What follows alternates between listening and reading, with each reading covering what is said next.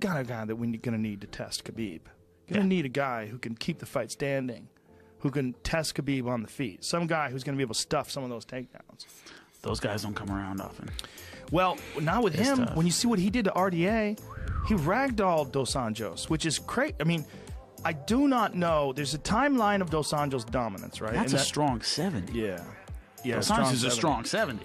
But this was a different time in Dos Anjos' training, and I think Dos Anjos made some giant leaps when he started doing strength and conditioning with Nick Curson. Yeah. He started doing, it just had way more output inside the cage.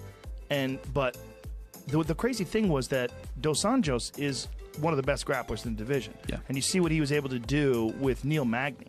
Leg kicks Neil Magny, gets him to the ground, smushes him.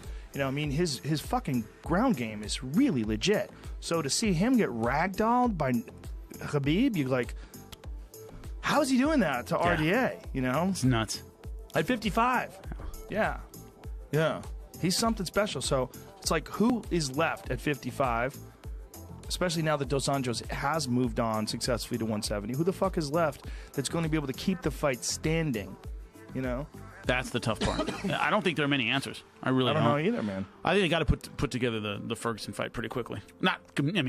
That's in the a reasonable time because it's a big fight. That's the fight. That's the fight. The question is, it's going to be for the title. Is it going to be Ferguson and Conor gets stripped, and Ferguson and Khabib fight for the undisputed title? Because they will just make Ferguson the undisputed champion if Conor gets stripped, which I don't think is a bad thing. No. Look, Conor's still fucking Conor. If Conor comes back a year from now, he's still Conor. Huge. Doesn't matter. He's still fighting probably for the title right away. Everybody's going to want it. Everybody's going to want the pay-per-view money that comes with it. Hop on board.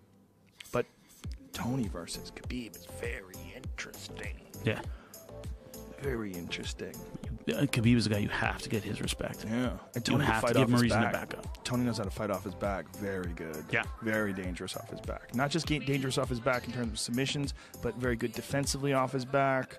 You know, he's got really good composure, very good wrestler. His chokes are fucking nasty, man. He catches chokes from weird angles. You know, he's good at sweeping you. He's legit. He's a legit champ, but that's the fight. Yep. I mean, that's the fight. Anything else is the Yeah. fans of me calling for Khabib.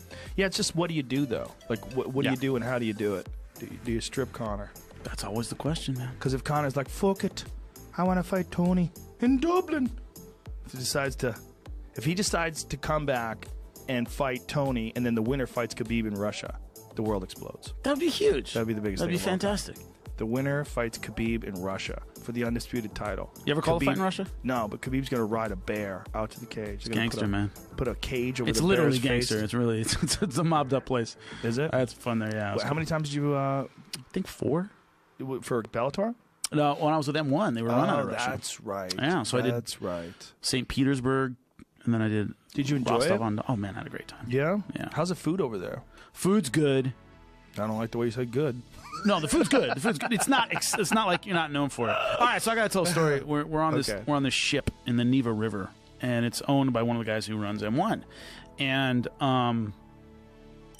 so we're on this ship in the Neva River, and it's got a restaurant on it. And we're sitting there, and Sean Wheelock, my old broadcast partner, is very persnickety about his food. He's persnickety about a lot of stuff.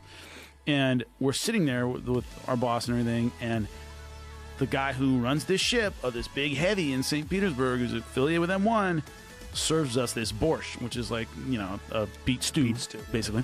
And he goes, man, we're really proud of our borscht. It's a big deal here.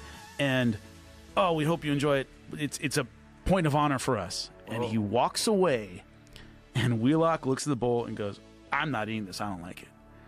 And our boss goes, you will fucking eat it right now. Like a 7-year-old, like, you will eat this right now. You will fucking eat it. And he's like, no, I'm not eating. Like, folded his arms, like, I'm not eating. No way. Now, I eat so fast. White people. I eat so fast that I already ate it.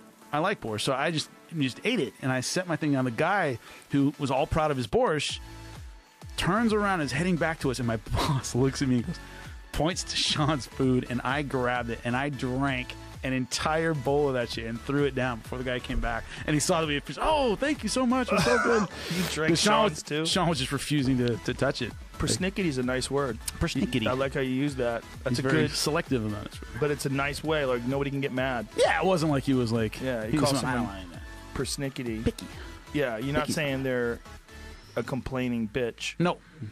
Definitely would not. say that. Come on. I didn't think you would. Would not. No, It's you're. persnickety. I understand. No, I'm not eating that. I was like, I'll eat it. I was like, fuck it, give it to me. I know there's been some talk about doing a UFC in Russia, and I think a lot of it is probably based on the idea that Khabib at 25-0 is most likely somewhere along the line going to fight for the title. I mean, if everything continues to go well, as long as there's no injuries or something. Yeah. Especially now that he can make the weight. Like, he made the weight pretty easy. Yeah, it didn't look bad. Not at all. That would be a huge fight. Fucking You A. have enough Russian talent that, Oh, yeah. it would work man. well. Oh, just from Dagestan alone, you could fill the whole roster. Yeah. Dagestan versus the world. You really could. You almost could. We had a fighter in Bellator, Shabalat Shamalayev, ended up getting shot like 5 times in Dagestan. Jesus He lived. Christ. He lived. He went after some gangster with a gun or something in a club, and he got like torn apart. It's crazy, man. It's a tough world. We're so soft over here. Sean Wheelock need to go camping over there for a little while. Dude. Like, the wrestlers in Chechnya are amazing. Saitiev brothers, the greatest ever. Well, fuck, man. If you grew up in Chechnya, and it's like either be a stand-up wrestler or, Dead. I don't know, pick up a gun and, be a gangster. Dude's amazing. Yeah, it's interesting to see a guy from that really hard part of the world coming over and just dominating in MMA. Like with Khabib, you know that a lot of it is technique, a lot of it is being trained by his father, a lot of it is iron sharpens iron. He's at AKA. Yeah. He's wrestling with big giant guys that are really skillful all the time. It's an amazing roster over there. But a lot of it is this fucking mental toughness that he must have picked up some of that from being in Dagestan. Yeah. He just has to. It's true. I mean, the Russian fighters that I've dealt with, like, you can know them and call a ton of fights with them, and they'll still kind of look at you like they want to fight you or something. You're like, I know. Hey, how's it going? And they kind of like break character, like, hey, how you doing? Like, but there's always this wall you got to get through almost every time. One of the great fighters though. That Korshkov guy, that guy's a fucking beast. Oh, monster.